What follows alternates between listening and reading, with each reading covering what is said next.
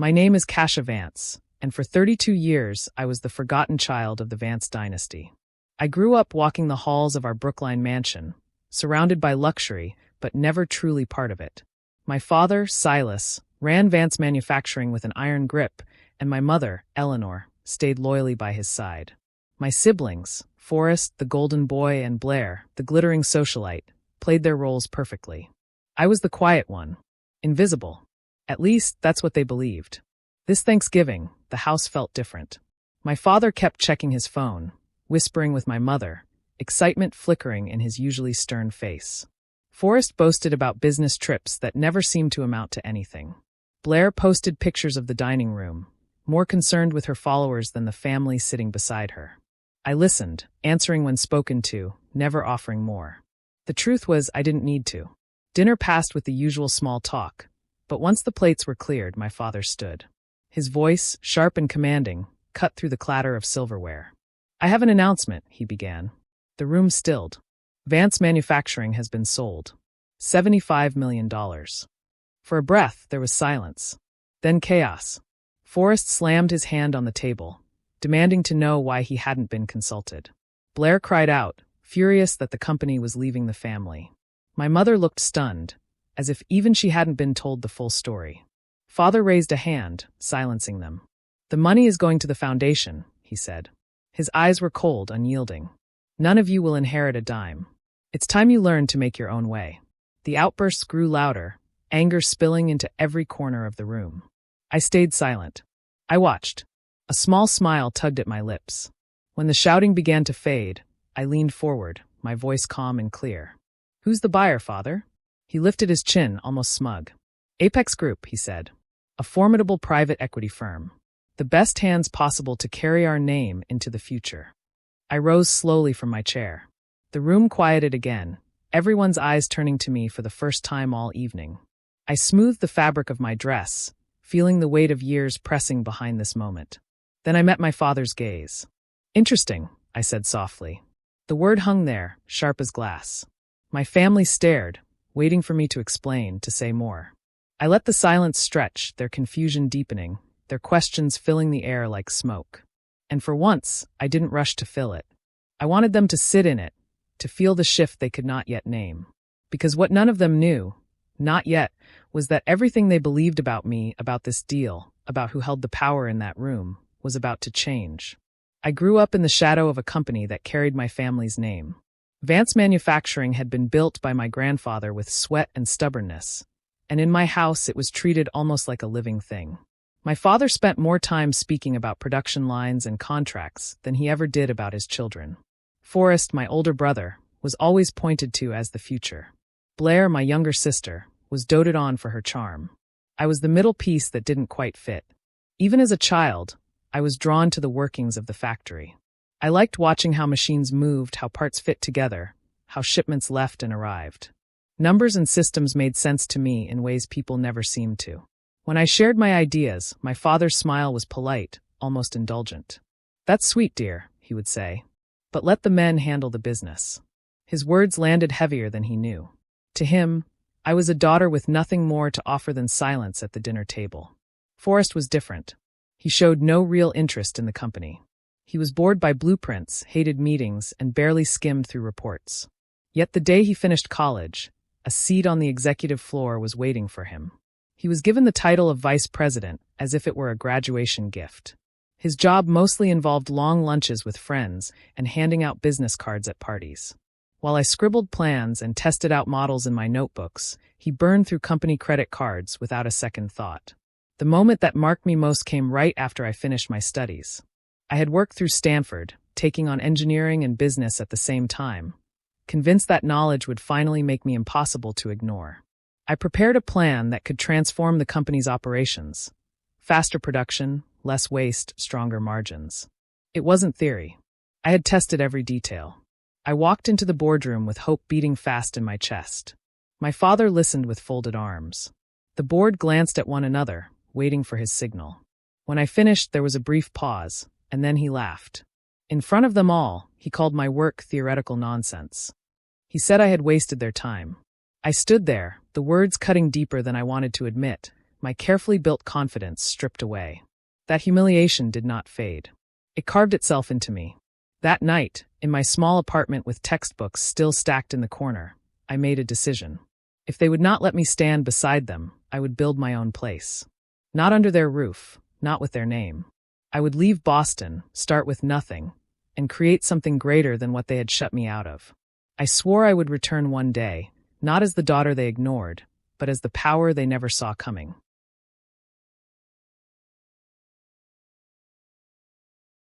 When I first arrived in Seattle, I had nothing except 2 suitcases, a second-hand laptop, and a will I couldn't shake.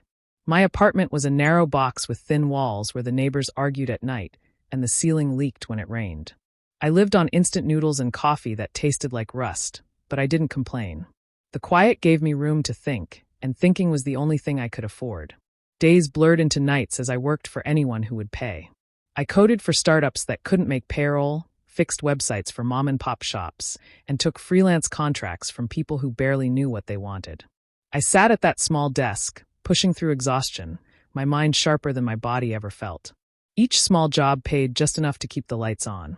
My hunger wasn't only for food. I wanted to build something that was mine, something no one could laugh at or dismiss.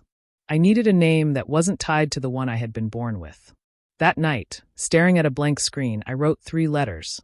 C.J. Vale. Cassia Juno Vance hidden in plain sight, stripped of all family ties.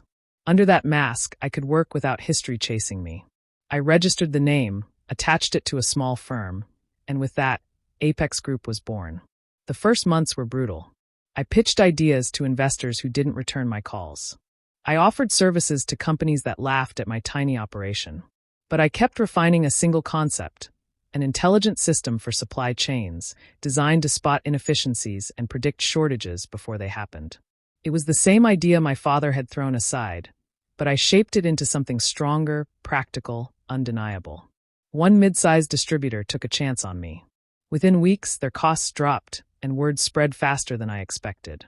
Soon, whispers about C.J. Vale reached circles I had never stepped into. They said I was relentless, precise, impossible to read. My face was rarely seen, my voice always professional, my work sharper than the competition. I didn't chase luxury.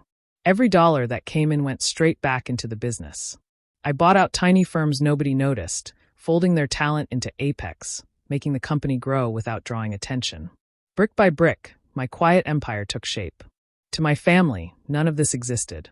On rare calls, I kept my tone casual, brushing off questions with lines like, "I manage a small tech team, nothing glamorous." They barely listened. Forrest was too busy bragging about his shallow deals, and Blair was distracted with her parties. My father never asked. Their indifference gave me cover. The less they cared, the freer I was to move in the shadows. They thought I was fading into obscurity. In truth, I was building something larger than they could imagine. And every late night, every empty meal, every code line brought me closer to the day I would step out from behind the name Vale and reveal who I had become. From a distance, I watched the company that carried my family's name slide into weakness. Reports painted a grim picture. Late shipments, rising debt, contracts slipping away to sharper competitors. Forrest had been handed responsibilities he could never handle, and his careless spending only deepened the hole. My father clung to methods that belonged to another era, refusing to adjust, convinced tradition alone could shield him. What my grandfather had built with grit was now being drained by pride and negligence. I didn't gloat. I studied. Numbers told me what arrogance tried to hide. Vance Manufacturing was vulnerable. The walls were crumbling, and even loyal employees could see the cracks. For me, it wasn't just business, it was an opening. The time had come to test the strength of the empire I had built in silence. Under the mask of C.J. Vale, I extended an offer through Apex Group. It was fair, even generous, enough to preserve his reputation, enough to give him the chance to step aside with dignity. On paper, it looked like a faceless corporation recognizing an old company's worth. He didn't know whose hand was behind it. His answer came quickly. He dismissed it without hesitation, standing before his board with that same cold confidence I remembered from my childhood. He declared that Vances would never bow to nameless firms, that legacy could not be measured in numbers on a page. The directors applauded out of fear, not faith. He mistook his refusal for strength, but to me it only confirmed what I already knew. He would rather sink with pride than bend with reason. That rejection changed everything. My offer had been his chance at grace. He threw it away. So I sharpened my plan. No more patience, no more courtesy. I began buying what others ignored: debt, shares, scraps that looked worthless in the open market. Each piece was small, invisible on its own, but together they wove a net. Through quiet channels and shell companies, I pulled more and more into Apex's grasp. Bit by bit, I turned his fortress into mine, and he never saw it happening. The closer I came, the more I felt the weight of the moment building. Years of silence, years of invisibility, all narrowing toward a single point. I didn't crave revenge for its own sake. I wanted control, proof that I had never been the weak link he imagined. When my arrangements were complete, I opened my laptop and booked a ticket back to Boston. Thanksgiving would bring the family together, and for once I would not arrive as the quiet daughter at the edge of the room. I would arrive as something far more dangerous. The hunter was finally circling her prey, and the prey had no idea the shadow belonged to his own blood. The car rolled to a stop at the gates of the mansion, its polished frame catching the late autumn light. I stepped out, dressed with care, every detail chosen to signal quiet confidence without excess. My siblings looked me over when I walked inside, their glances quick, their comments sharp. Forrest smirked, asking if my little job out west had paid for the car, his tone dripping with amusement. Blair tilted her head, curious only about whether I had finally caught a wealthy man to support me. I let their words pass without reaction. To answer would be to give them ground, and I had no intention of doing that. The house smelled of herbs and roasting meat, familiar and heavy. I walked through its halls, noticing the polished surfaces, the paintings that had hung in the same place since childhood, and the weight of silence in between conversations. My father's voice carried from the study, low but urgent. I paused near the door, careful not to be heard. He spoke with restrained excitement, mentioning figures, contracts, and the name Apex with pride, as though he had outwitted the world. His tone was filled with certainty, the kind only he could muster, the same certainty that had once silenced me in front of others. When I joined the rest of the family in the dining room, the table was already set with silver and crystal. Conversation followed its usual rhythm. Forrest boasted about meetings in New York, though his words lacked substance. Blair described her latest brand deal as though it were world-changing. My mother offered polite smiles, filling the gaps. My father sat at the head, the unchallenged master of the room, his gestures commanding, his voice controlling the flow. I sat quietly, listening, watching, measuring. The meal stretched into dessert, laughter layered with hidden tension.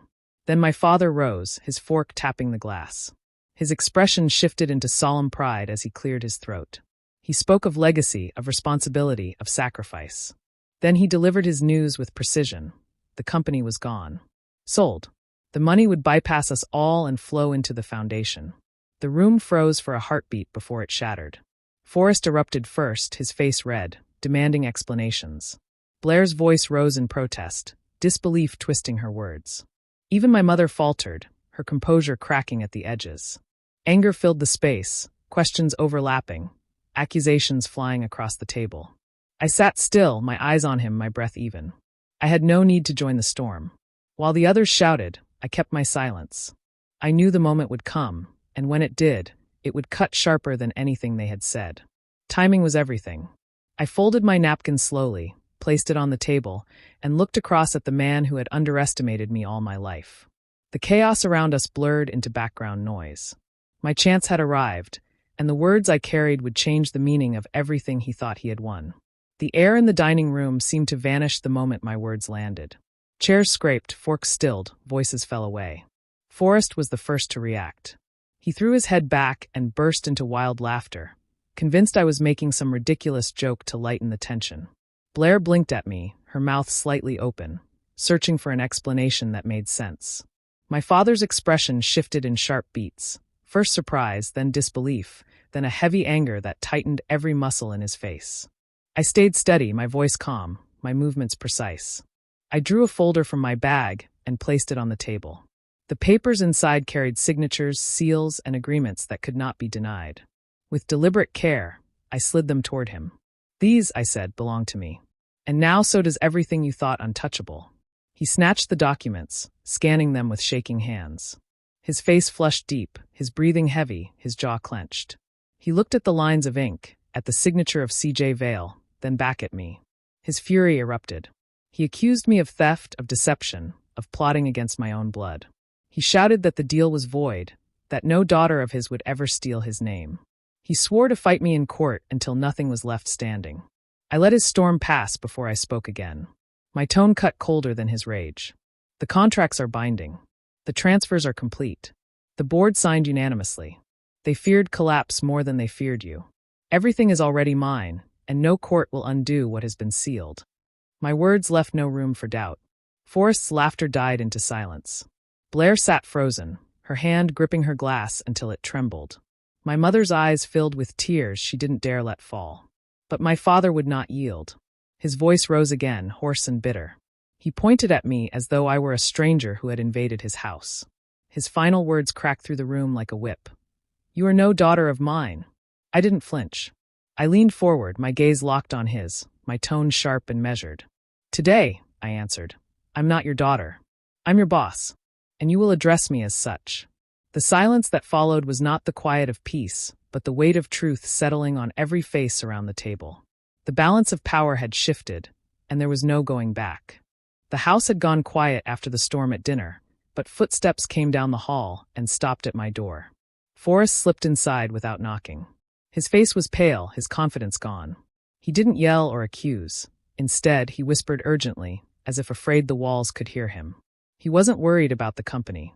He was worried about himself. His voice cracked when he asked if I knew about the money. I didn't make him wait.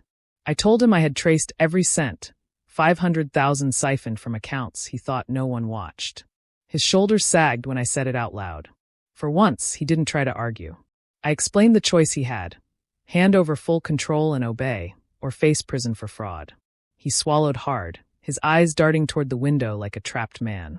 I gave him no comfort, only the cold truth. He left the room without another word, his bravado stripped away. Not long after, Blair appeared. She carried herself differently, no fear, no shame. She smiled as if nothing unusual had happened downstairs. Sitting on the edge of my bed, she leaned in and spoke with calculation. She didn't care who owned the company, only what she could gain from it. She promised her social reach could polish the family image, turn the takeover into a success story. In exchange, she wanted a title that sounded important and a salary to match.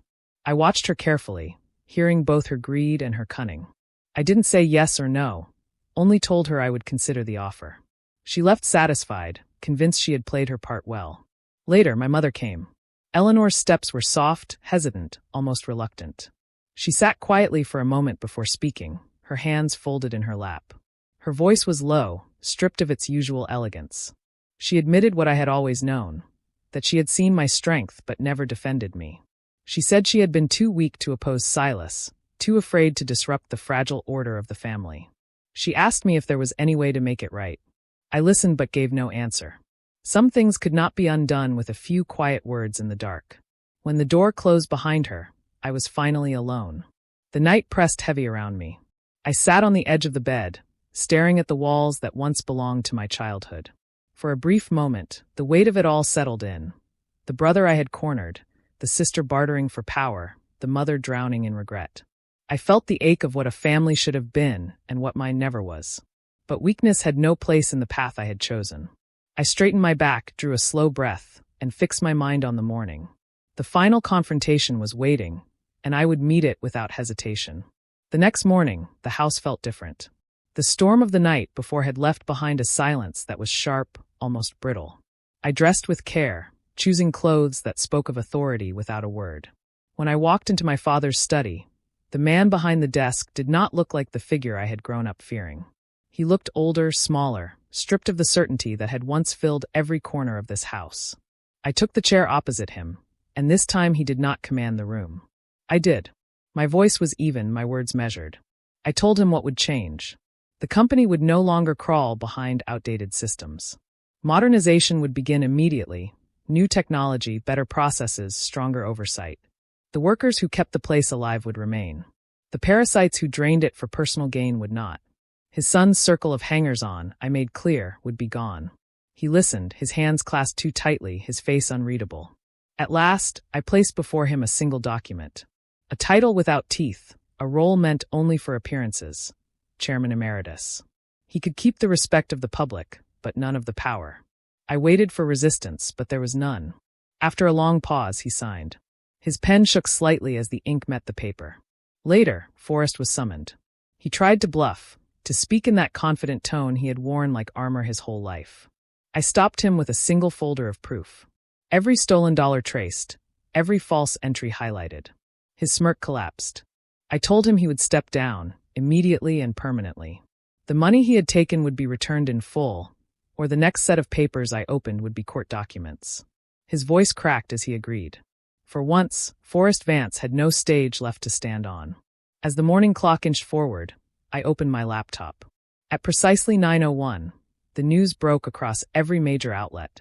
Apex Group, led by CEO Kasha Vance, acquires Vance Manufacturing in landmark deal.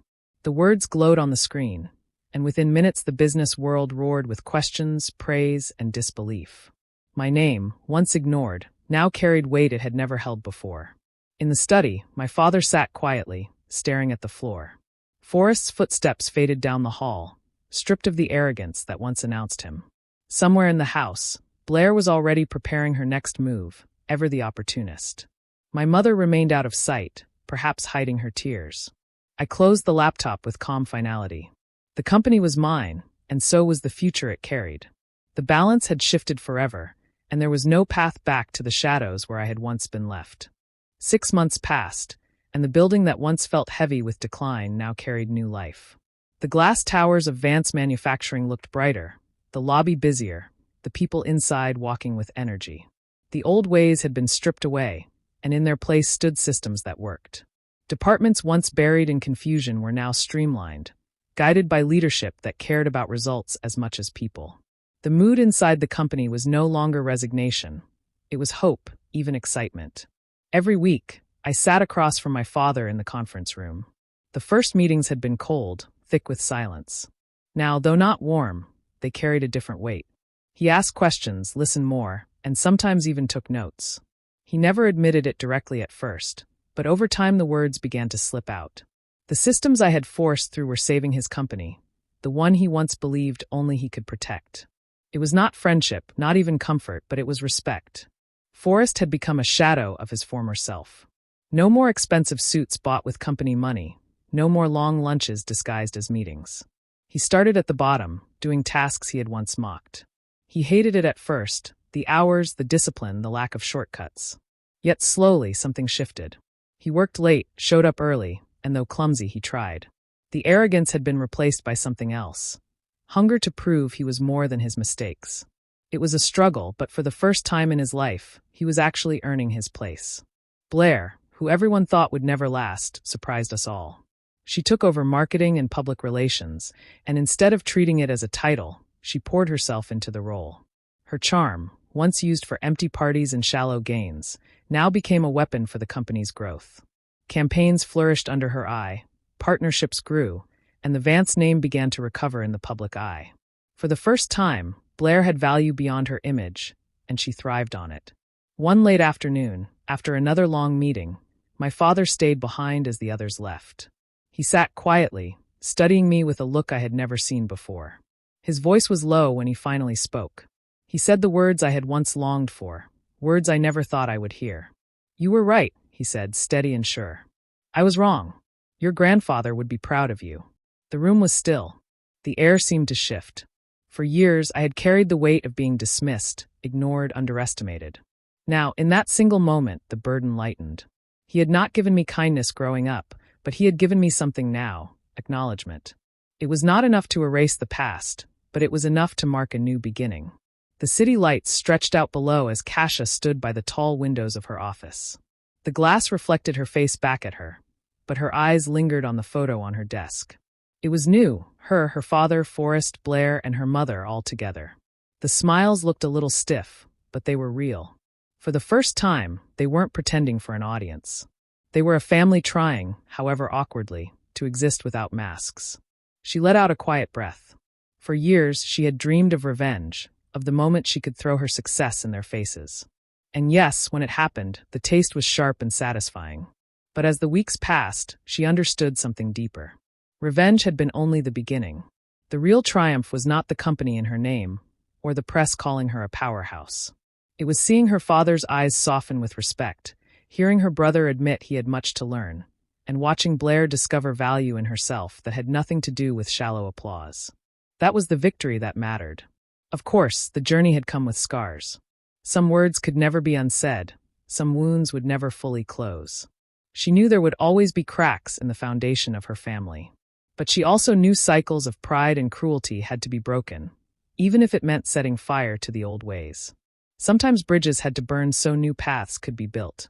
Kasia turned from the window and rested a hand on the desk, her voice steady as if speaking directly to those unseen but listening. If you've ever been made to feel invisible by the very people who should have lifted you higher, remember this: your worth is not theirs to define. Don't beg for a seat at their table. Build your own. But when you do, don't forget, the real goal isn't just to win. It's to find a peace you can live with afterward. Her gaze flicked once more to the family photo, and for the first time, she let herself smile without bitterness. Then, softer, she asked the question beyond the walls of her office. Have you ever had to prove yourself to your own family? Share your story in the comments. And if you believe in shaping your own legacy, don't forget to like, subscribe, and share.